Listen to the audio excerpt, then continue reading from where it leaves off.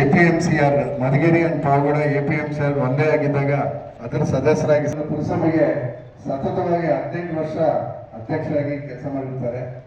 ಅವರು ಒಂದು ಮುಂದಿನ ಆಲೋಚನೆಯಿಂದ ಇವತ್ತು ತಾವೆಲ್ಲ ನೋಡಿರ್ಬೋದು, ಬಸ್ ಸ್ಟ್ಯಾಂಡ್ ಆಗಲಿ, ಒಂದು ದೇವಸ್ಥಾನದ ಡಾರ್ಮೆಟ್ರಿ ಬ್ಲಾಕ್ ಆಗಲಿ, ಇಲ್ಲ ಒಂದು ಸಭಾಂಗಣವಾಗಿ.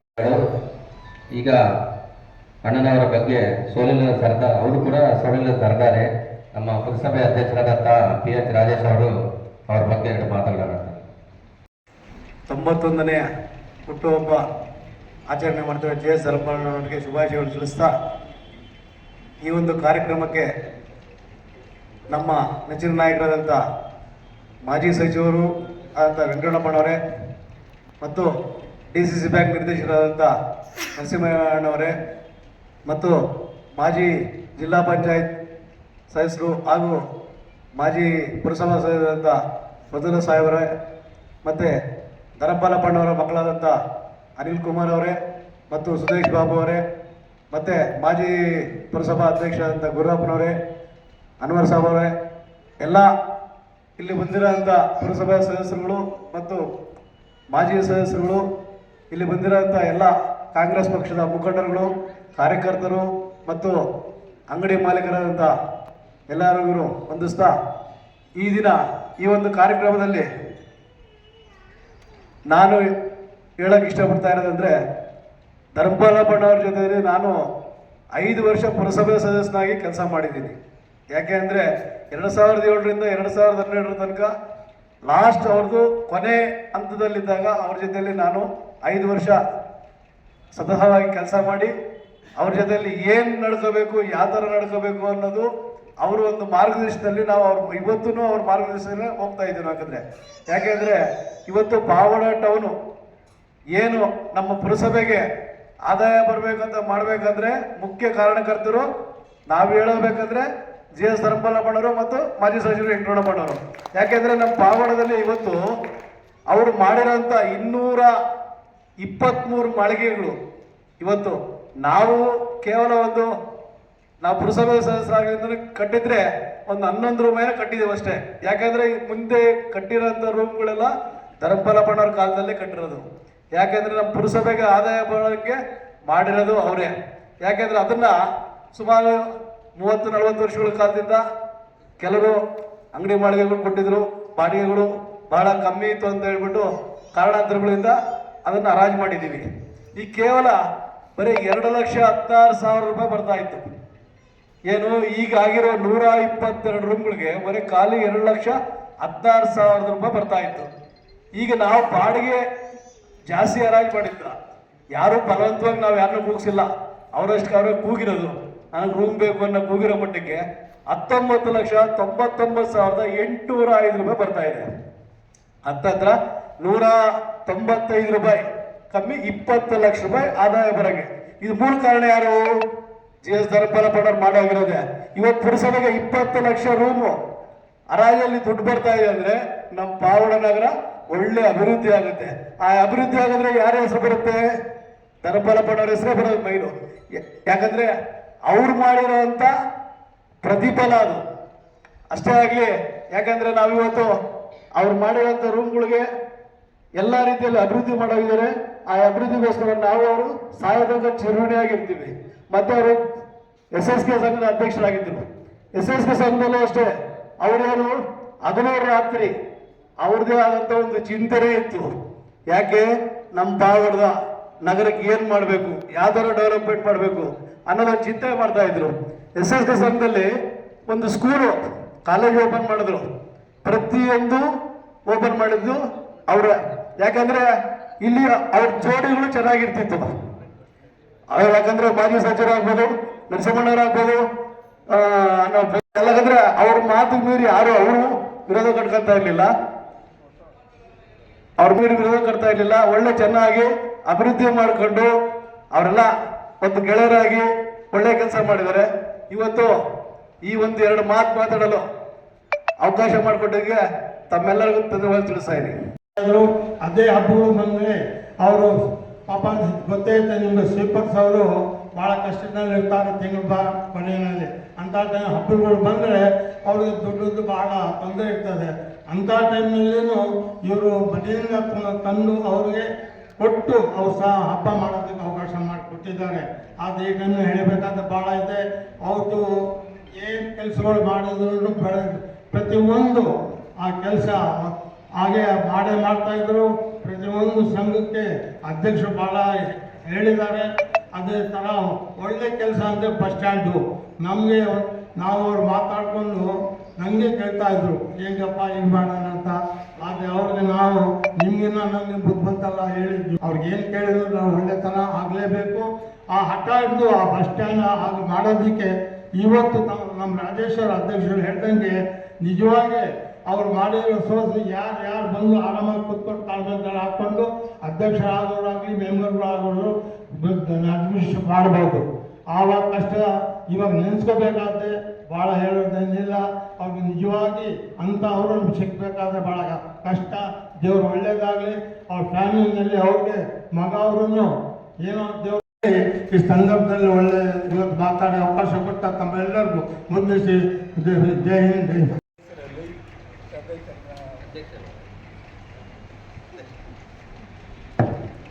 ತಾಲೂಕಿನ ರಾಜಕೀಯ ಧುರೀಣರು ಹಾಗೂ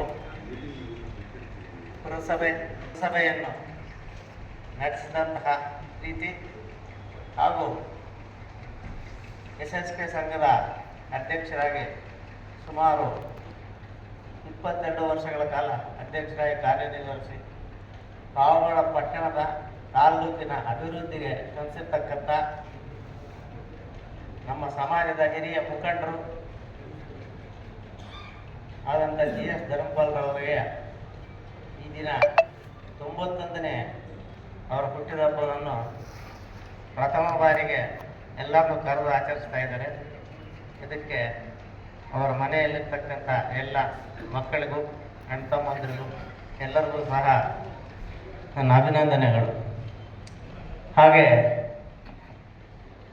ಈ ಪಟ್ಟಣಕ್ಕೆ ಪಾವಗಡ ಪಟ್ಟಣಕ್ಕೆ ಹಾಗೂ ಪಾವಗಡ ತಾಲ್ಲೂಕಿಗೆ ಅಭಿವೃದ್ಧಿ ಆಗಬೇಕು ಅಂತ ಹೇಳಿದ್ರೆ ಮೊದಲನೇದಾಗಿ ಶನಿ ಮಹಾತ್ಮ ದೇವಸ್ಥಾನ. ಶನಿ ಮಹಾತ್ಮ ದೇವಸ್ಥಾನದಿಂದ ಬಹಳಷ್ಟು ಜನ ಭಕ್ತರು ಬೇರೆ ಜಿಲ್ಲೆಗಳು ಬೇರೆ ರಾಜ್ಯಗಳಿಂದಲೂ ಸಹ ಈಗಲೂ ಬರ್ತಾ ಇದ್ದಾರೆ. ಇದಕ್ಕೆಲ್ಲ ಮುಖ್ಯ ಕಾರಣರು 22 ವರ್ಷಗಳ ಕಾಲ ಅಧ್ಯಕ್ಷ ಆಗಿರ್ತಕ್ಕಂಥ GS ಧರ್ಮಪಾಲ್ರವರು. ಹಾಗೆ ಈ ಪಾವಗಡ ತಾಲ್ಲೂಕಿನ ಏಷ್ಯಾ ಖಂಡದಲ್ಲೇ ಹೆಸರು ಮಾಡಿರ್ತಕ್ಕಂಥ ಸೋಲಾರ್ ಪಾರ್ಕು. ಈ ಸೋಲಾರ್ ಪಾರ್ಕು ಪಾವಗಡ ತಾಲ್ಲೂಕಿಗೆ ಬರಬೇಕಾದ್ರೆ ಮುಖ್ಯ ಕಾರಣಕರ್ತ ಇರ್ತಕ್ಕಂಥ ನಮ್ಮ ಸ್ನೇಹಿತರು ಮಾಜಿ ಮಂತ್ರಿಗಳಾದಂಥ ವೆಂಕಟರಮಣಪ್ಪನವರ ಶ್ರಮ ಭಾಳಷ್ಟಿದೆ. ಇದೆಲ್ಲವೂ ಸಹ ದೃಷ್ಟಿಯಲ್ಲಿ ಇಟ್ಟುಕೊಂಡು ಅವರನ್ನು ನಾವತ್ತು ನೆನೆಸ್ಬೇಕಾದಂಥ ಒಂದು ಸಂದರ್ಭ ಇದು. ನಾನು ಪುರಸಭೆ ಸದಸ್ಯನಾಗಿದ್ದಾಗ 1994ರಿಂದ 95ರಿಂದ 2000ವರೆಗೆ ಪಾವಗಡ ಪುರಸಭೆಯಲ್ಲಿ ಸಂಬಳಗಳು ಕೊಡೋದಕ್ಕೂ ಸಹ ದುಡ್ಡಿರ್ತಾ ಇರಲಿಲ್ಲ ಆವಾಗ. ಇದನ್ನೆಲ್ಲ ಗಮನದಲ್ಲಿಟ್ಕೊಂಡು ದೂರಾಲೋಚನೆಯಿಂದ ನಮ್ಮ ಧರ್ಮಪಾಲ್ರವರು ಪಾವಗಡ ಪಟ್ಟಣದಲ್ಲಿ ಸತತವಾಗಿ ಪ್ರತಿ ತಿಂಗಳು ವರಮಾನ ಬರೋಕ್ಕಂತ ಒಂದು ಯೋಜನೆ ಇಟ್ಕೊಂಡು ಸುಮಾರು ಇವತ್ತಿನ ದಿವಸ ಈ ರೂಮುಗಳನ್ನೆಲ್ಲ ಪುರಸಭೆ ರೂಮುಗಳನ್ನೆಲ್ಲ ಹರಾಜು ಹಾಕೋದು. ಇವತ್ತಿನ ದಿವಸ ನಮ್ಮ ಈಗಿನ ಅಧ್ಯಕ್ಷರಾದಂಥ ರಾಜೇಶ್ ಅವರು ಮೊನ್ನೆ ತಾನೇ ತಿಳಿಸಿದ್ರು, ಸುಮಾರು ಪ್ರತಿ ತಿಂಗಳು 20 ಲಕ್ಷ ರೂಪಾಯಿಗಳು ಇವತ್ತು ಪುರಸಭೆ ವರಮಾನ ವರಮಾನ ಬರ್ತಾ ಇದೆ ಗಳಿಂದಲೇ. 1993ರಲ್ಲಿ ಪುರಸಭೆಗೆ ಸಂಬಳ ಕೊಡೋಕ್ಕಾಗದೇ ಇದ್ದಾಗ ಸರ್ಕಾರದವರು ಅವತ್ತಿನ ದಿವಸ ಅಲ್ಲಿರ್ತಕ್ಕಂಥ ಎಲ್ಲ ಪರ್ಮನೆಂಟಾಗಿ ಕೆಲಸ ಮಾಡ್ತಾ ಇರ್ತಕ್ಕಂಥ ಎಂಪ್ಲಾಯೀಸ್ಗೆ ಸರ್ಕಾರದಲ್ಲಿ ಸಂಬಳ ಕೊಡೋದಕ್ಕೆ ಶುರು ಮಾಡಿದ್ರು. ಆವತ್ತಿನಿಂದ ಬರ್ತಕ್ಕಂಥ ಹಣದಲ್ಲಿ ಅಭಿವೃದ್ಧಿ ಕೆಲಸ ಮಾಡಬೇಕು ಅಂದರೆ ಬರೀ ಕಂದಾಯಗಳಿಂದ ಮಾತ್ರ ಬರ್ತಾ ಇತ್ತು. ಇವತ್ತಿನ ದಿವಸ ಅಭಿವೃದ್ಧಿ ಮಾಡಬೇಕು ಅಂದರೆ ಸರ್ಕಾರದ ಹಣನೂ ಬರ್ತದೆ, ಜೊತೆಗೆ ಪಾವಗಡ ತಾಲ್ಲೂಕಿನ ಎಲ್ಲ ಬಾಡಿಗೆದಾರರಿದ್ದಾರೆ, ಅವರು ಬಾಡಿಗೆ ಕಟ್ತಿದ್ದಾರೆ. ಎಲ್ಲದಿಂದಲೂ ಇವತ್ತು ಅಭಿವೃದ್ಧಿಗೆ ಹಣ ಬಹಳಷ್ಟು ಹರಿದು ಬರ್ತಾ ಇದೆ. ಆ ಅಭಿವೃದ್ಧಿಯನ್ನು ಹಣವನ್ನು ಸದುಪಯೋಗ ಪಡಿಸ್ಕೊಂಡು ಎಲ್ಲರಿಗೂ ಸಹ ಪ್ರತಿ ವಾರ್ಡ್ನಲ್ಲೂ ಸಹ ಅಭಿವೃದ್ಧಿ ಕಾರ್ಯಕ್ರಮ ಕೈಗೊಂಡು ಅವ್ರ ಮುಂದಿದ್ದ ಬರ್ತಕ್ಕಂಥ ಅಧ್ಯಕ್ಷರು, ಈಗ ಅವರು ರಾಜೀನಾಮೆ ಕೊಟ್ಟಿದ್ದೀವಿ ಅಂತ ಹೇಳಿ ರಾಜೇಶ್ ಅವರು, ಮುಂದೆ ಯಾರಾಗ್ತಾರೋ ಅಧ್ಯಕ್ಷರು, ಅವ್ರ ಅಭಿವೃದ್ಧಿನೆಲ್ಲ ಮನಸ್ಸಲ್ಲಿಟ್ಕೊಂಡು ಅವ್ರ ತಂದೆಯವ್ರ ರೀತಿನಲ್ಲೇ ಅವರು ಸಹ ಅಭಿವೃದ್ಧಿ ಮಾಡಿ ಅವ್ರ ತರಹನೇ ಒಳ್ಳೆಯ ಹೆಸರು ಗಳಿಸ್ಕೋಬೇಕು ಅಂತ ಹೇಳಿ ಒಂದು ಹಿತನುಡಿಗಳನ್ನು ನಾವು ಹೇಳ್ತಾ ಇದ್ದೀವಿ. ಹಾಗೆ ಶನಿಮಹಾತ್ಮ ದೇವಸ್ಥಾನಕ್ಕೆ ಅಭಿವೃದ್ಧಿಗೋಸ್ಕರ ಮಾಡಿರ್ತಕ್ಕಂಥ ಕೆಲಸಗಳು ಬಹಳಷ್ಟು ಇದ್ದಾವೆ. ನಾವು ದೇವಸ್ಥಾನದ ವತಿಯಿಂದ ನಮ್ಮ ತಾಲ್ಲೂಕಿನಲ್ಲಿರ್ತಕ್ಕಂಥ ಎಲ್ಲ ಬಡ ವಿದ್ಯಾರ್ಥಿಗಳಿಗೆ ಓದೋದಕ್ಕೆ ಫಸ್ಟ್ ಗ್ರೇಡ್ ಕಾಲೇಜು, ಪ್ರಥಮ ದರ್ಜೆಯ PUC ಕಾಲೇಜು, BCA ಮಾಡಿದ್ದೀವಿ, BCom ಮಾಡಿದ್ದೀವಿ, ಎಲ್ಲನೂ ಮಾಡಿದ್ದೀವಿ. ಫೀಸು ಸಹ ಸರ್ಕಾರದ ಫೀಸ್ ಏನಿದೆ ಅದಕ್ಕೆ ಸ್ವಲ್ಪ ಜಾಸ್ತಿ ಮಾತ್ರ ತಗೊಳ್ತಾ ಇದ್ದೀವಿ. ಎಲ್ಲನೂ ಸಹ ಅಭಿವೃದ್ಧಿಗೆ ಪೂರಕವಾಗಿರ್ತಕ್ಕಂಥದ್ದು. ಕಾಲೇಜಿನ ಶಂಕುಸ್ಥಾಪನೆ ಸಮಾರಂಭ ಸಹ ಧರ್ಮಪಾಲ್ರವರು ಮಾಡಿದ್ರು. ಅದು ಉದ್ಘಾಟನೆ ಆಗುವ ಟೈಮ್ನಲ್ಲಿ ಅವರು ಪ್ರಥಮ ದರ್ಜೆ ಕಾಲೇಜು ಕಟ್ಟಡ ಉದ್ಘಾಟನೆ ಅಸೆಂಬ್ಲಿ ಅವರಾಗಲೇ ತೀರ್ಕೊಂಡಿದ್ರು. ಅವರು ಸಹ ಭಾಳಷ್ಟು ದೇವಸ್ಥಾನದ ಕೆಲಸವನ್ನು ಭಾಳಷ್ಟು ಮಾಡಿದ್ದಾರೆ, ಪುರಸಭೆ ಕೆಲಸವನ್ನು ಜಾಸ್ತಿ ಮಾಡಿದ್ದಾರೆ. ರಾಜ್ಯ ಮಟ್ಟದಲ್ಲೂ ಸಹ ಹೆಸರು ಮಾಡಿರ್ತಕ್ಕಂಥ ಧರ್ಮಪಾಲ್ರವರಿಗೆ ಇದನ್ನು ನಾವು ನೆನೆಸ್ಕೊಂಡು ಇನ್ನೂ ಮಕ್ಕಳಿಗಿನ್ನ ಹೆಚ್ಚು ಆಯುರಾರೋಗ್ಯ ಕೊಟ್ಟು ಅವರು ಸಹ ಈ ಪಾವಗಡ ಪಟ್ಟಣಕ್ಕೆ ಅಭಿವೃದ್ಧಿಗೆ ಶ್ರಮಿಸಬೇಕು ಅಂತೇಳಿ ನಾನು 2 ಮಾತನ್ನು ಮುಗಿಸ್ತಾ ಇದ್ದೀನಿ. ಧರ್ಮಪಾಲ್ 90ನೇ ಹುಟ್ಟದ ಹಬ್ಬದ ಆಚರಣೆಯಲ್ಲಿ ಭಾಗವಹಿಸಿರ್ತಕ್ಕಂಥ ವೇದಿಕೆ ಮೇಲಿರ್ತಕ್ಕಂಥ ಹಿರಿಯ ಮುಖಂಡರಾದಂಥ ನರಸಿಂಹಯ್ಯನವರೇ, ಗುರಪ್ಪನವರೇ, ಅಧ್ಯಕ್ಷರಾದಂಥ ರಾಜೇಶ್ ಅವರೇ, ಅವರು ಸುಪುತ್ರರಾದಂಥ ಅನಿಲ್ ಅವರೇ, ಬಾಬು ಅವರೇ, ಚೀನಪ್ಪನವರೇ, ಎಲ್ಲ ಅಭಿಮಾನಿಗಳೇ, ಧರ್ಮಪಾಲದ ಎಲ್ಲ ಕುಟುಂಬದ ಸದಸ್ಯರೇ, ಧರ್ಮಪಾಲು ನಾವು ಬಹಳ ದಿನ ಬಹಳ ಸ್ನೇಹಿತರು.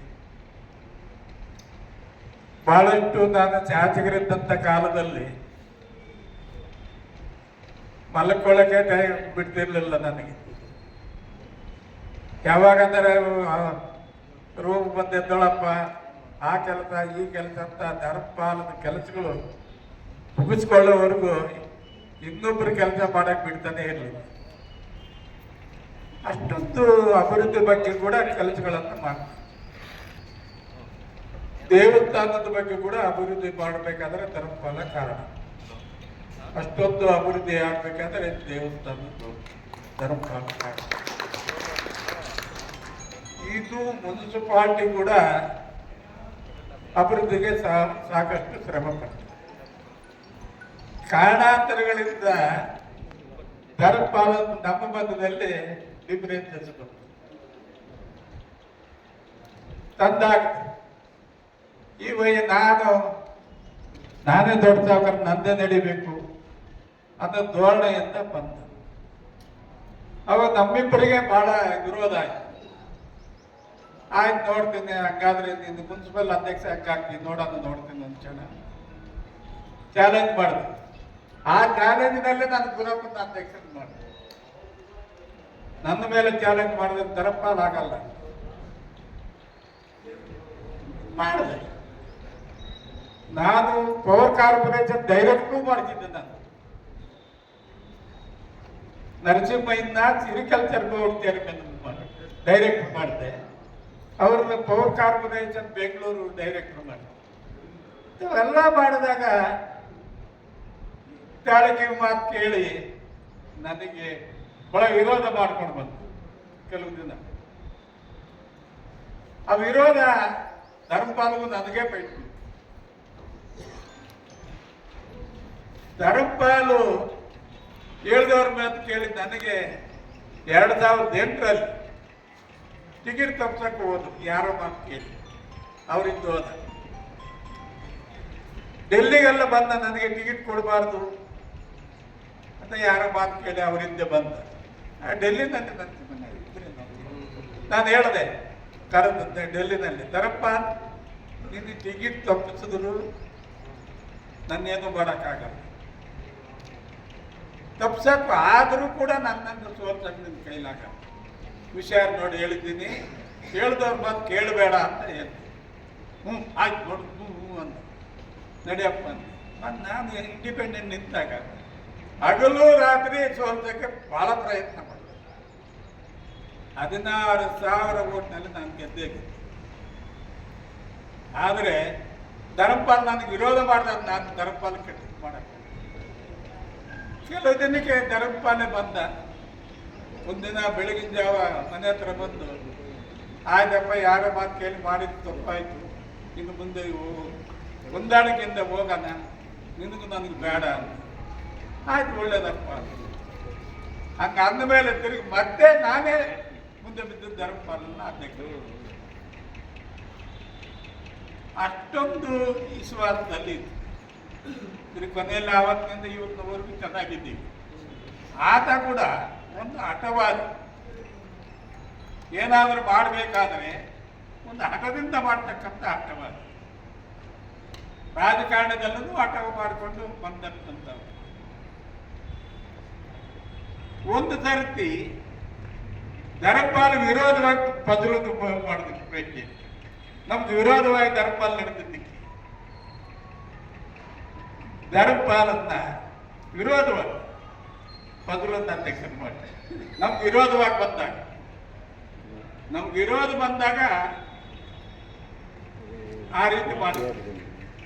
ಅಷ್ಟೊಂದು ನಾನು ಕೂಡ ಹಠವಾದಿ, ಬಹಳ ಹಠವಾದಿ. ನಾನು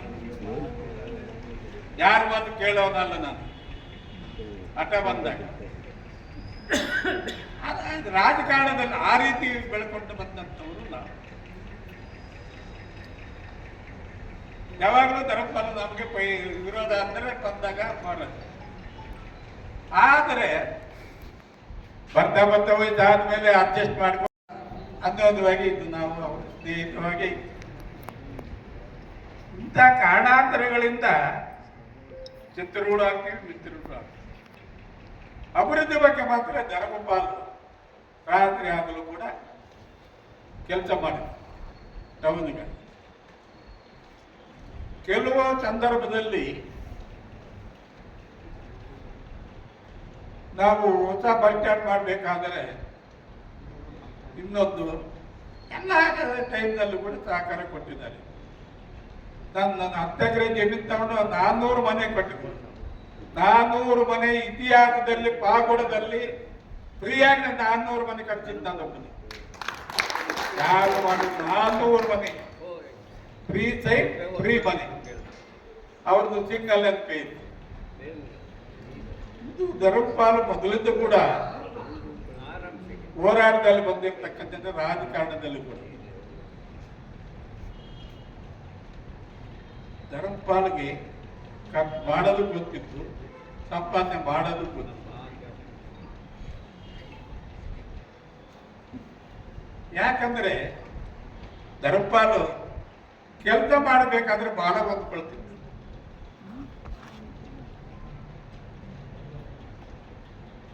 ಇವುದು ಎಕ್ಸೈಸ್ ಕಟ್ಟಾಡ್ ಬಂದಾಗ ಕಾನಿಸ್ಕ ಹೋಟ್ಲಲ್ಲಿ 3 ದಿನ ನಾನು ಬಿಡಲೇ ಇಲ್ಲ.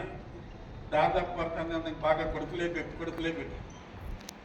ಆರಾಧನಲ್ಲಿ ಹೋಗಿ ದಾದಪ್ಪ ಅವ್ರು ಕೊಡ್ತಿದ್ದು ನೀನು ಬ್ಲಾಸ್ಟ್ ಮಾಡ್ತೀನಿ ಪಾವಡಿಕೆ ಮಾಡ್ತೀನಿ ಅಷ್ಟು ಎದುರಿಸಿ ಎಕ್ಸೈಸ್ನಲ್ಲಿ ಭಾಗ ಕೊಡ್ತಿದ್ದ ಧರ್ಮಪಾಲ್ಗೆ. ನಾವು ದಾಸಪ್ಪನಿಗೆ ಯಾವನು ಗಣಸ ಎದುರಿಸಿರ್ಲಿಲ್ಲ. ದಾಸಪ್ಪನಿಗೆ ಕಿಂಗ್ ಮೇಕರ್ ಅವರು ಇದರಲ್ಲಿ ಎಕ್ಸೈಸ್ನಲ್ಲಿ ಬ್ಲಾಸ್ಟ್ ಮಾಡ್ತೀನಿ ನಾವು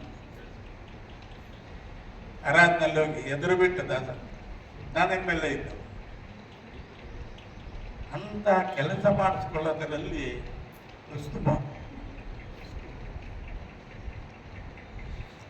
ಥಿಯೇಟರ್ ಮುಂದೆ ಕಟ್ಟಿದಾರಲ್ಲ ಕಾಂಪ್ಲೆಕ್ಸ್, ಇವರು ಟೌನ್ ಪ್ಲಾನಿಂಗ್ ಹೋದ್ರು ರಿಜೆಕ್ಟ್ ಆಯ್ತು, ಹೈಕೋರ್ಟ್ಗೆ ಹೋದ್ರು ರಿಜೆಕ್ಟ್ ಆಯ್ತು. ಅಲ್ಲಿ ಥಿಯೇಟರ್ ಮುಂದೆ ಕೊಡೋದೇ ಇಲ್ಲ ಕಟ್ಟಕ್ಕೆ. ಸತ್ಯಪುರ ಜೊತೆ ಡೆಪ್ಟಿ ಕಮಿಷನರ್ ಏನನ್ನ ಮಾಡಪ್ಪ, ಇದೊಂದು ಮಾಡಿಸ್ಕೊಡಪ್ಪ ಬೆನ್ನದ್ದು ನಡೆ ಡಿ.ಜಿ. ನಾನಿಬ್ಬರು ಕಾರಲ್ಲಿ ಬರ್ತಾ ತೋರಿಸ್ತು, ಕಾರ್ ನಿಲ್ಲಿಸಲಿಲ್ಲ. ನೋಡಿ ಇಲ್ಲಿ ವೆಹಿಕಲ್ ನಿಲ್ಲಿಸ್ತಾರೆ ಥಿಯೇಟ್ರಿಗೆ ಬಂದು, ಕಾರು ಬೈಕೆಲ್ಲ ಬಿಸಿಲಿಗೆ ಒಣಗ್ತವೆ, ಮಳೆಗೆ ನೆನೆತವೆ. ಗ್ರೌಂಡ್ ಲೆವೆಲ್ ಪರ್ಮಿಷನ್ ಕೊಡಿ ಪಾರ್ಕ್ ಮಾಡ್ಕೊಳ್ಳಕ್ಕೆ ಅಂತ ಹೇಳಿ ಕೊಡಿಸ್ಬೇಕು. ಅದು ಮುಗಿಸೇ ಬಿಟ್ಟೆ. ಮತ್ತೆ ವೀರಪ್ಪ ಮೊಯ್ಲಿ ಮುಖ್ಯಮಂತ್ರಿ ಪಾಗಡ ಕೈ ಬಂದಿದ್ದ. ಏನನ್ನ ಮಾಡಪ್ಪ ಮೇಲ್ ಕೊಡ್ತಪ್ಪ, ಭಾಸ್ಕರ್ ಅಂತ ಡಿ ಸಿ. ನನ್ನ ಮಾತು ಭಾಳ ಕೇಳಿದೆ. ನಾನು ಒಂದಿನ ಡಿ ಸಿಗೆ ಹೇಳಿದೆ, ಇದೊಂದು ಪರ್ಮಿಷನ್ ಕೊಡಕ್ಕೆ ಬರಲ್ಲ ಸರ್ ಇದು ಅಂತ. ನಿನಗೇನು ತೊಂದರೆ ಆಗಲ್ಲ, ಮೊದಲು ಕೊಟ್ಟಿರೋ ಡಿ ಸಿಗೆ ತೊಂದರೆ ಆಗುತ್ತೆ ಏನನ್ನು ಬಂದರೆ, ನಿನಗೇನು ಆಗಲ್ಲ ಕೊಡೋದು. ಹಂಗೆ ಹಿಂಗಾಗಲ್ಲ ಅಂದ್ರೆ ಆವಾಗೆ ಟ್ರಾನ್ಸ್ಫರ್ ಆಗಿ ಸರ್ ಚೀಫ್ ಮಿನಿಸ್ಟ್ರಿಗೆ ಹೇಳಿ ಸರ್ ಇದೊಂದು ನನ್ನ ರಿಟೆನ್ಷನ್ ಮಾಡಿ ಇದು ಮಾಡಿಕೊಡು, ಅದು ನಾನು ಮಾಡಿಕೊಡ್ತೀನಿ. ಅವಾಗ ಡಿ ಸಿದ್ ಮಾಡಿಕೊಟ್ಟ, ಅವನ್ನ ಚೀಫ್ ಮಿನಿಸ್ಟ್ರಿಗೆ ಹೇಳಿ ರಿಟೆನ್ಷನ್ ಡಿ ಸಿದ್ ಮಾಡುತ್ತೆ. ಅಂಥ ಧರ್ಮಪಾಲ್ ಕೆಲಸ ಮಾಡಿಕೊಳ್ಳೋದ್ರಲ್ಲಿ ಅಂತ ಮಕ್ಕಳಿಗೆ ಅವು ಗುಣನೇ ಇಲ್ಲ ಬಿಡು. ಧರ್ಮಪಾಲ್ ಗುಣಗಳು ಏನೋ ಬೇಜಾರು ಮಾಡ್ಕೊಂಡ್ರೆ ಅದೇ ನಿಮ್ಗೆ ಆ ಗುಣನೇ ಇಲ್ಲ ಬಿಡು. ಅವಯ್ಯ ಖರ್ಚು ಮಾಡೋಕ್ಕೂ ಅಂದಿಸ್ಕೊಳ್ಳೋಕ್ಕೂ ಎಲ್ಲದರಲ್ಲೂ ಇದ್ದ, ಕೆಲಸ ಮಾಡಿಸ್ಕೊಳ್ಳೋದ್ರಲ್ಲಿ ಯಾವುದಾದ್ರೂ ಮಾಡ್ಬೇಕಂತ ಅಂದುಕೊಂಡ್ರೆ ಅದು ಆಗೋರ್ಗು ಬಿಡ್ತೀವಿ. ಇದರಿಂದ ಪಾಗೋಡ ಇತಿಹಾಸದಲ್ಲೇ ಧರ್ಮಪಾಲದು ಒಂದು ಇತಿಹಾಸ ಇದೆ. ಧರ್ಮಪಾಲದ ಇತಿಹಾಸ ಯಾರಿಂದ? ಶಂಕರ್ ಶೆಟ್ಟಿಯಿಂದ ಇತಿಹಾಸ. ಶಂಕರ್ ಶೆಟ್ಟಿ ಕೂಡ ಈ ಮುನ್ಸಿಪಾಲಿಟಿ ಕೌನ್ಸಿಲರ್ ಆಗಿದ್ದಾರೆ, ಅಧ್ಯಕ್ಷರಾದಂತ. ಅವರ ಸುಪುತ್ರ ಆದಂತ ಧರ್ಮಪಾಲ ಕೂಡ ಎರಡನೇ ಧರ್ಮದಲ್ಲಿ ಕೂಡ ತಲವಾರದಲ್ಲಿ ಕೂಡ ಅಧ್ಯಕ್ಷರಾದ. ಧರ್ಮಪಾಲ ಇದೆ, ಶಂಕರ್ ಶೆಟ್ಟಿ ಇದೆ, ನಿಂದು ಇದೆ. ಒಂದು ಹಠವನ್ನ ಏನಾದ್ರೂ ಮಾಡಬೇಕಾದ್ರೆ ಹಠ ಛಲ ಇರುತ್ತೆ. ಹಠ ಛಲ ಎರಡು ಇಲ್ಲದಿದ್ರ ಮೇಲೆ ಏನು ಮಾಡಕ್ ಸಾಧ್ಯನೇ ಇಲ್ಲ.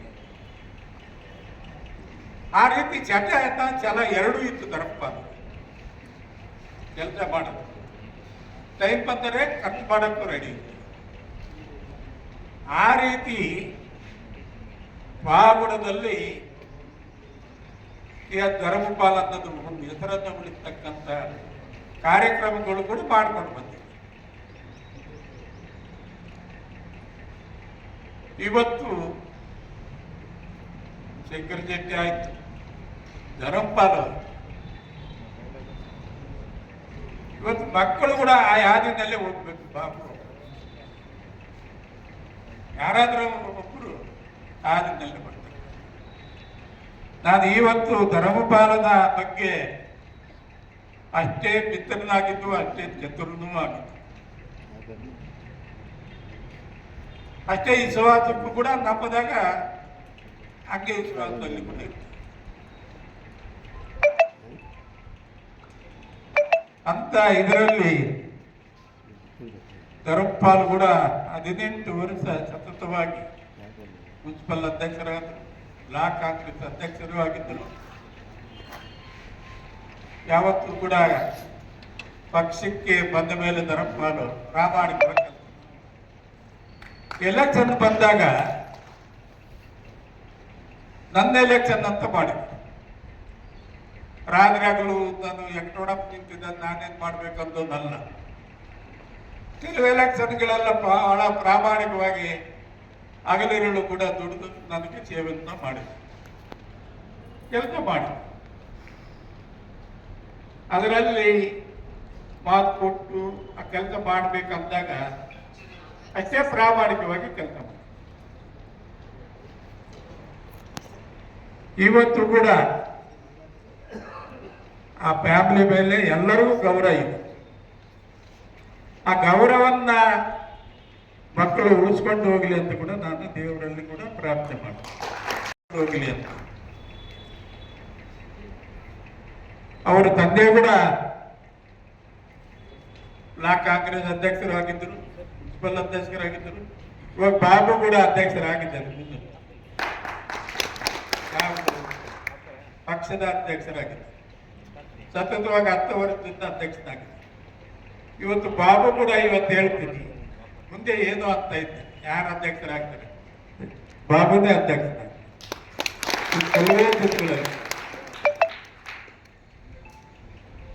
ಕೆಲವೇ ದಿನಗಳಲ್ಲಿ ಬಾಬು ಕೂಡ ಅಧ್ಯಕ್ಷರಾಗ್ತಾರೆ, ಮುನ್ಸಿಪಲ್ ಅಧ್ಯಕ್ಷರು ಆಗ್ತಾರೆ.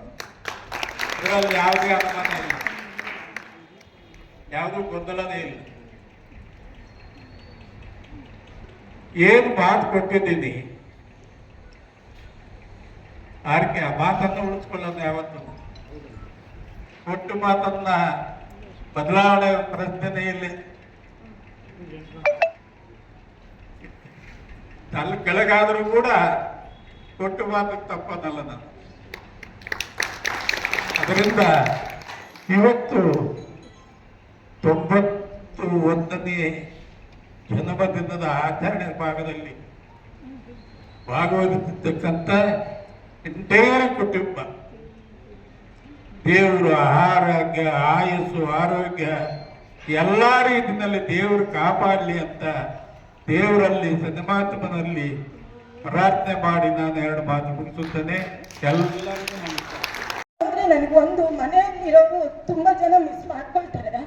ಏನಂದ್ರೆ ಇಲ್ಲೇ ಇದ್ದಿದ್ರೆ, ನಾನು ನನ್ನ ಮದುವೆ ಆಗಿ ನಾನು ಹೋಗದೆ ಇದ್ದಿದ್ರೆ ಇಲ್ಲೇ ಮನೇಲಿ ಇರ್ತಿದ್ನಲ್ಲ, ಅವ್ರ ಮನೆ ಮುಂದೆ, ಅವ್ರ ರೂಮ್ ಮುಂದೆ ಓಡಾಡಿದಾಗ, ನಮ್ಮನ್ನು ಕರಿಬೇಕಾದ್ರೆ, ಟಿವಿ ಹಾಕ್ಬೇಕಾದ್ರೆ ಎಲ್ಲವಾಗೂ ನನಗೆ ತುಂಬಾ ಅವರ ನೆನಪುಗಳು ಕಾಡ್ತಾ ಇತ್ತು. ಬಟ್ ನನಗೆ ನನ್ನ ಎನ್ವಿರಾನ್ಮೆಂಟ್ ಚೇಂಜ್ ಆಗಿರೋದ್ರಿಂದ ಸ್ವಲ್ಪ ಡೈವರ್ಟ್ ಆದೆ ಅಂತ ಅನ್ಸುತ್ತೆ. ಬಟ್ ಅವ್ರ ಜೊತೆ ನನ್ನ ಜೀವನ ಹೆಂಗ್ ನಡೀತು ಅಂದ್ರೆ, ನಾವು ಸ್ಕೂಲಿಂದ ಬರ್ಬೇಕಾದ್ರೆ ತಾತ ಇರ್ತಿದ್ರು, ನಾವು ಮಲಗಬೇಕಾದ್ರೆ ತಾತ ಇರ್ತಿದ್ರು. ಬೆಳಿಗ್ಗೆ ಗುಡ್ ಮಾರ್ನಿಂಗ್ ಇಂದ ಗುಡ್ ನೈಟ್ ವರೆಗೂ ತಾತನ ಜೊತೆ ತುಂಬಾ ಚೆನ್ನಾಗಿ ಆಡ್ಕೊಂಡಿದೀವಿ. ಎಷ್ಟೋ ಜನಕ್ಕೆ ಅವರ ತಾತನ ಜೊತೆ, ಅಜ್ಜಿ ಜೊತೆ ಆಡೋ ಒಡನಾಟ ತುಂಬಾ ಜನಕ್ಕಿಲ್ಲ. ಯಾಕಂದ್ರೆ ತುಂಬಾ ಅರ್ಲಿ ವಯಸ್ಸಲ್ಲೇ ಅವ್ರ ಅಜ್ಜಿ ತಾತನ ಕಳ್ಕೊಂಡಿರ್ತಾರೆ. ನಾನು ಪುಣ್ಯವಂತೆ, ಯಾಕಂದ್ರೆ ನಮ್ಮ ತಾತನ ಜೊತೆ ಅವರು 90 ವರ್ಷ ಬಾಳಿರೋದ್ರಿಂದ, ಅವರಿಗೆ ಆಯುಷ್ಯ ದೇವರು ಅಷ್ಟೊಂದು ಕೊಟ್ಟಿರೋದ್ರಿಂದ ನನಗೆ ತುಂಬಾ ಮೆಮೊರೀಸ್ ಇದೆ. ಇಲ್ಲಿರೋರೆಲ್ಲ ಅವರ ರಾಜಕೀಯ ಜೀವನ, ಅವರು ದೇವಸ್ಥಾನಕ್ಕೆ ಮಾಡಿದ ಸೇವೆ ಹೇಳಿದ್ದಾರೆ. ಅದರ ಪುಣ್ಯನ ಏನೋ ಇವತ್ತು ನಮ್ಮ ಕುಟುಂಬದಲ್ಲಿ ಅವ್ರು ಹುಟ್ಟಿರೋ 4 ಜನ ಮಕ್ಕಳಾಗಿರ್ಬೋದು, 8 ಜನ ಮೊಮ್ಮಕ್ಕಳಾಗಿರ್ಬೋದು, 4 ಜನ ಮರಿ ಮೊಮ್ಮಕ್ಕಳಾಗಿರ್ಬೋದು, ಎಲ್ಲರೂ ಯಾವುದೇ ಚಿಂತೆ, ಯಾವುದೇ ಮನಸ್ಸಿನ ಕೊರತೆ ಇಲ್ದಿದ್ದಂಗೆ ಬಹಳ ಸಂತೋಷವಾಗಿ ನೆಮ್ಮದಿಯಾಗಿ ಜೀವನ ಮಾಡ್ತಿದ್ದೀವಿ ಅಂದ್ರೆ ಅದಕ್ಕೆ ನಮ್ಮ ತಾತ ಕಾರಣ ಅಂತ ಹೇಳೋದಕ್ಕೆ ನಾನು ಹೆಮ್ಮೆಯಿಂದ ಹೇಳ್ತೀನಿ. ಎಷ್ಟೋ ಜನಕ್ಕೆ ಅಂದ್ರೆ ನನಗೆ ಬುದ್ಧಿ ಬಂದ್ಮೇಲೆ ನಾನು ಎಲ್ಲೇ ಹೋಗಿರ್ವಿ, ಈಗ ನಾನು ನನ್ನ ಮೆಟ್ಟಿನ ಮನೆಯಲ್ಲಿ ಹೋದಾಗೂ ನಾನು ಧರ್ಮಪಾಲ್ ಅವರ ಮೊಮ್ಮಗಳು ಅಂತ ತುಂಬಾ ಜನ ನನ್ನನ್ನು ರೆಕಗ್ನೈಸ್ ಮಾಡಿದ್ದಾರೆ. ಅವರ ಮೊಮ್ಮಗಳಾಗಿರೋದ್ರಿಂದ ನಾನು ಒಂದು ಒಳ್ಳೆ ಮನೆಗೆ ಸೇರಿರೋಕ್ಕೆ ಕಾರಣ ಎಂದು ನಾನು ಹೇಳ್ಕೊಳ್ಳೋಕ್ಕೆ ಸಂಕೋಚ ಪಡೋದಿಲ್ಲ. ನಾನು ಮಾಡಿರೋ ಪುಣ್ಯನೇನೋ ಈ ಜನ್ಮದಲ್ಲಿ ಅವರ ಮೊಮ್ಮಗಳಾಗಿ ನಾನು ಹುಟ್ಟಿದ್ದೀನಿ. ಅದನ್ನ ಎಷ್ಟೇ ಜನ್ಮಗಳ ನನ್ನ ಪುಣ್ಯವನ್ನಾದರೂ ನಾನು ಲಾಸ್ಟ್ ಸ್ಟೇಜಸ್ ಅಲ್ಲಿ ನಮ್ಮ ತಾತನ ಜೊತೆ ಇದ್ದೆ, ಹಾಸ್ಪಿಟಲ್ ಇದ್ದಾಗ. ಆ ಮೆಮೊರೀಸ್ ನನಗೆ ತುಂಬಾ ಕಾಡುತ್ತೆ. ಅದಕ್ಕೆ ನಾನು ತುಂಬಾ ಜನ ಹೇಳೋದು, ನಾವು ಲಾಸ್ಟ್ ಮೆಮೊರೀಸ್ಗಿಂತ ಬೆಸ್ಟ್ ಮೆಮೊರೀಸ್ನ ನಾವು ನೆನಪಲ್ಲಿ ಇಟ್ಕೋಬೇಕು ಅಂತ. ಎಷ್ಟೋ ಭೇದ ಭಾವ ಬಂದಿರ್ಬೋದು ನಿಮ್ಮೆಲ್ರಿಗೂ, ಕೆಲವ್ರು ಹೇಳ್ಕೊಂಡಂಗೆ, ಅದು ಅವರವರಿಗೆ ಬಿಟ್ಟಿದ್ದು. ಬಟ್ ನಾವು ಹೇಳೋದು, ಒಳ್ಳೆ ಮೆಮೊರೀಸ್ನ ನೆನಪಿಸ್ಕೊಂಡ್ರೆ ಅವ್ರು ನಡೆದಿರೋ 1-2 ಒಳ್ಳೆ ದಾರಿಯಲ್ಲಿ ನಾವು ಮೊಮ್ಮಕ್ಕಳಾಗಿ, ನಾವು 4 ಜನದಿಂದ ಒಂದು ಒಳ್ಳೆ ದಾರಿಯಲ್ಲಿ ನಡೆದ್ರೂ ಸಹ ನಮ್ಮ ಜೀವನ ಸಾರ್ಥಕ ಆಗುತ್ತೆ ಅಂತ ಹೇಳ್ತೀನಿ. ಒಂದು ಮನುಷ್ಯ ಇಷ್ಟೊಂದು ಒಳ್ಳೆ ಕೆಲಸಗಳು, ಕಾರ್ಯಗಳು ಒಂದೇ ಜೀವನದಲ್ಲಿ ಮಾಡಕ್ಕೆ ಸಾಧ್ಯನಾ ಅನ್ಸುತ್ತೆ. ಯಾಕಂದ್ರೆ ಈಗ ನನ್ನ ಜೀವನ ನಾನು ನೋಡ್ಕೊಂಡಾಗ 30 ವರ್ಷದಲ್ಲಿ ನಾನು ಏನ್ ಮಾಡಿದ್ದೀನಿ? ನನ್ನ ಓದಾಯ್ತು, ನನ್ನ ಕೆಲಸ ಆಯ್ತು, ನನಗ್ ಮದ್ವೆ ಮಾಡಿದ್ದಾರೆ. ಅಷ್ಟು ಬಿಟ್ರೆ ನಾನು ಏನ್ ಸಾಧನೆ ಮಾಡಿದ್ದೀನಿ? 30 ವರ್ಷಕ್ಕೆ ತಾತ ಎಷ್ಟೊಂದು ಸಾಧನೆ ಮಾಡಿದ್ರು. ಅವರ ಮನಸ್ಸು ಆಗಿತ್ತು, ಅವರ ದಾರಿಗಳು, ಉದ್ದೇಶ ಅಭಿವೃದ್ಧಿ ಕಡೆಗೆ ಇರೋದ್ರಿಂದ ಆ ತರ ಆಗಕ್ಕೆ ಸಾಧ್ಯ ಆಯ್ತು. ನಾವು ಆಗ್ಲಿ ಅವರಿಂದ ಕಲಿಬೇಕಿರೋದು 4 ಜನದ ಹತ್ರ ಬಾಳ್ಬೇಕು, 4 ಜನಕ್ಕೆ ನಮ್ಮ ಜೀವನ ಪರಿಣಾಮ ಇರಬೇಕು ಅಂತ, ಇಂಪ್ಯಾಕ್ಟ್ಫುಲ್ ಆಗಿ ಬದುಕಬೇಕು ಅನ್ನೋದನ್ನ ನಾವು ಕಲ್ತ್ಕೊಂಡು ರೂಢಿಸ್ಕೊಂಡ್ರೆ ನಾವು ಅವರಿಗಿಂತ ಹೆಸರನ್ನು ಹೆಚ್ಚು ಮಾಡೋದು ಅನ್ನೋ ಟಾರ್ಗೆಟ್ ಇಲ್ಲ, ಅವರು ಮಾಡಿರೋ ಹೆಸರು ಘನತೆಯನ್ನು ಉಳಿಸ್ಕೊಂಡೋದ್ರೆ ಈ ಜನ್ಮಕ್ಕೆ ಅದೇ ಸಾಕು ಅಂತ ಅನ್ಸ್ಬಿಟ್ಟಿದೆ. ಅಷ್ಟೊಂದು ಮಾಡಿದ್ದಾರೆ ಅಂತಂದ್ರೆ ಈ ಜನ್ಮದಲ್ಲಿ ಅವರು ಅವ್ರ ಮೊಮ್ಮಗಳಾಗಿ ಹುಟ್ಟಿದ್ದಕ್ಕೆ ನಿಜ ಹೇಳ್ತೀನಿ, ಈ ಜನ್ಮದಲ್ಲಿ ಅವ್ರ ಋಣ ತೀರಿಸ್ಕೊಳಕ್ ಆಗೋದಿಲ್ಲ. ನಮ್ಮ ಎಜುಕೇಶನ್ಗೆ ಬೆಂಗಳೂರಲ್ಲಿ ಮನೆ ಮಾಡಿ ಹಾಸ್ಟೆಲ್ ಹೋಗ್ಬಾರ್ದು ನಮ್ಮ ಮೊಮ್ಮಕ್ಕಳು ಅಂತ ಬೆಂಗಳೂರಲ್ಲಿ ಮುಂದೆ ದೃಷ್ಟಿಯಲ್ಲಿ ಈಗ ಎಲ್ಲರೂ ಹೇಳಿದ್ರು ಪಾವಗಡ ಅಭಿವೃದ್ಧಿಗೆ ಮುಂದಾಲೋಚನೆ ಇರಬೇಕು ಅಂತ. ಅವರ ವ್ಯಕ್ತಿತ್ವದಲ್ಲೇ ಇದ್ದು ಮುಂದಾಲೋಚನೆಯನ್ನು ನಡೆಸಬೇಕು ಅಂತ.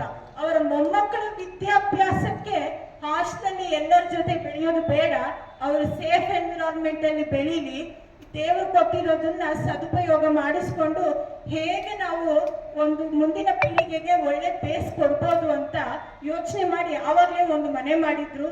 ಅದರಲ್ಲಿ ಎಲ್ಲರನ್ನೂ ಸಹಕರಿಸಿ ನಮ್ಮ ವಿದ್ಯಾಭ್ಯಾಸಗಳನ್ನು ಮಾಡಿಸಿದ್ದಾರೆ. ಆಮೇಲೆ ನನಗೆ ಕಾಲೇಜಿಗೆ ಪ್ಲೇಸ್ಮೆಂಟ್ ಆದಾಗ ತಾತ ಅಂತಿದ್ರು, ಏನಕ್ಕಮ್ಮ ಒಬ್ರು ಕೆಳಗೆ ಕೆಲಸ ಮಾಡೋದು, ನಾವೇ ಒಂದು 4 ಜನಕ್ಕೆ ಕೆಲಸ ಕೊಡ್ತೀವಂತೆ, ನೀನೇನಕ್ಕಮ್ಮ ಇನ್ನೊಬ್ರ ಹತ್ರ ಹೋಗಿ ಕೆಲಸ ಮಾಡೋದು ಅಂತ. ನಾನು ಪಟ್ಟಿಡಿದು ಇಲ್ಲ, ನಾನು ಓದಿರೋದಕ್ಕೆ ಒಂದು ಸಾರ್ಥಕತೆ ಬರುತ್ತೆ, ಇಷ್ಟೊಂದು ಕಷ್ಟಪಟ್ಟು ಓದಿದ್ದೀನಿ, ಅದಕ್ಕೊಂದು ನನ್ನದೇ ಆದ ಒಂದು ದುಡಿಮೆ ಅಂತ ಇದ್ರೆ ನನಗೂ ಒಂದು ಸಂತೋಷ ಆಗುತ್ತೆ ಅಂತ ಹೇಳ್ತಿದ್ರು. ಆದ್ರೂ ನಾನು ಪಟ್ಟಿಡ್ದು ಇಲ್ಲ, ನಾನು ಮದುವೆ ಆಗೋಕ್ಕೂ ಮುಂಚೆವರೆಗಾದ್ರೂ ನಾನು ಕೆಲಸ ಮಾಡ್ತೀನಿ, ಆಮೇಲೆ ನಾನು ಕೆಲಸ ಮಾಡಕ್ ಬಿಡ್ತಾರೋ ಇಲ್ವೋ ಅನ್ನೋ ಡೌಟಲ್ಲಿ ಹೇಳಿದ್ರೆ ಅಪ್ಪನ ಹತ್ರ ಹೋಗಿ ಕೇಳಿದ್ರೆ ಇಮಿಡಿಯೇಟ್ ನಮ್ಮ ಅಪ್ಪನಿಗೆ ತಾತ ಹ್ಞೂ ಅಂದ್ರೆ ಹ್ಞೂ ಅಂತೀನಿ, ಇಲ್ಲ ಅಂದ್ರೆ ಇಲ್ಲ ಅನ್ನೋ ಥರ ಹೇಳ್ತಿದ್ರು. ಸೊ ಆದ್ರಿಂದ ನಮ್ಗೆಲ್ಲ ತಾತನ ಒಪ್ಸಿದ್ರೆ ನಡೆಯುತ್ತಪ್ಪ, ಇದು ಈ ಕೆಲಸನ ತಾತನ ಒಪ್ಪಿಸ್ಕೊಂಡ್ರೆ ನಡೆಯುತ್ತಪ್ಪ ಅಂತ ಅನ್ನಿಸ್ತಾ ಇತ್ತು. ಸರಿ ಅಂತ ಹೋಗಿ ತಾತನ ಕೇಳಿದ್ರೆ ತಾತ ಸರಿ ಏನೋ ಆಸೆ ಪಡ್ತಿದ್ದಾಳೆ, 1 ವರ್ಷ ಬಿಡಪ್ಪ ಪರವಾಗಿಲ್ಲ ಅಂತಂದ್ರು. ತಾತ ಹೂ ಅಂದಿದ್ ಕೂಡಲೇ ನಮ್ಮ ಅಪ್ಪ ಹೂ ಅಂದ್ಬಿಟ್ರು. ಹಾಗೆ ಯಾವುದೇ ನಮ್ಮ ಮೊಮ್ಮಕ್ಕಳ ಜೀವನದಲ್ಲಿ ಕೆಲಸ ಮಾಡಕ್ ಬಿಟ್ಟಾಗ ನನಗೆ ಅಂತ ಒಂದು ಸ್ಯಾಲ್ರಿ ಬಂದಾಗ ಫಸ್ಟ್ ಒಂದು 4 ಮಂತ್ಸ್ 5 ಮಂತ್ಸ್ ತುಂಬಾ ಖುಷಿ ಆಗ್ತಿತ್ತು ನನಗೆ. ಅಯ್ಯಪ್ಪ ನನ್ ದುಡಿಮೆ ಬಂತಲ್ಲ, 1 ತಿಂಗಳದ್ದು ದುಡಿಮೆ ನಂದು ಬಂತಲ್ಲ ಅಂತ. ಬಟ್ ತಾತ ಎಷ್ಟು ಖುಷಿ ಪಡ್ತಿದ್ರು ಅಂದ್ರೆ ಕೆಲಸ ಮಾಡೋದೇ ಬೇಡ ಅಂತ ಅನ್ನೋರು ಪ್ರತಿ ತಿಂಗಳು ಬಂತೇನಮ್ಮ ಖುಷಿನೇನಮ್ಮ ಅಂತ ಪ್ರತಿ ತಿಂಗಳು ನಮಗಿಂತ ತುಂಬಾ ಖುಷಿಯಾಗಿ ಅವರು ಇದ್ರಲ್ಲ ಅಂತ ಅವರು ನಮ್ಮ ಖುಷಿಯಲ್ಲಿ ಯಾವ ಖುಷಿನ ಕಂಡ್ಕೊಳ್ತಿದ್ರು. ನಂದೊಂದೇ ಜೀವನ ಅಲ್ಲ, ಯಾವುದೇ ಜೀವನ ಆಗ್ಲಿ, ಅಂಕಲ್ ಆಗಿರ್ಲಿ, ಚಿಕ್ಕಪ್ಪ ಆಗಿರ್ಲಿ, ಅಪ್ಪ ಆಗಿರ್ಲಿ, ಯಾವುದೇ ಒಂದು ಅವ್ರ ಮಾತನ್ನ ಮೀರಿಸ್ತಾ ಇರ್ಲಿಲ್ಲ. ಅವ್ರು ಏನಂದ್ರೆ ಅದು ಫೈನಲ್. ಹಾಗಿರೋದ್ರಿಂದ ನಮ್ಮ ಮೊಮ್ಮಕ್ಳೆಲ್ಲರಿಗೂ ತಾತ ಹೂ ಅಂದ್ರೆ ಅದು ನಡೀತು. ಅದು ಅಕಸ್ಮಾತ್ ಅಪ್ಪನಿಗೂ ಚಿಕ್ಕಪ್ಪನಿಗೂ ಇಷ್ಟ ಇಲ್ಲ ಅಂದ್ರು ಅದ್ ನಡೆಸ್ಕೊಳ್ತಿದ್ರು.